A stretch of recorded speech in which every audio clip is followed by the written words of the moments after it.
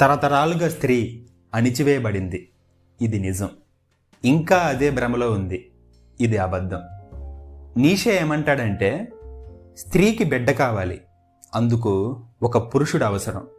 So మగాడనేవాడు స్త్రీకి ఒక సాధనం మాత్రమే. ఒకసారి మాతృత్వం పొందిన తర్వాత స్త్రీని అబ్జర్వ్ చేయండి. తన ప్రేమంతా ధ్యాసంతా పిల్లాడి మీదే. బిడ్డ పుట్టిన తర్వాత మొగుడిని దేకను కూడా దేకదు. అలాగే సహజంగా గొడ్రాలైన స్త్రీలను కూడా చూడండి.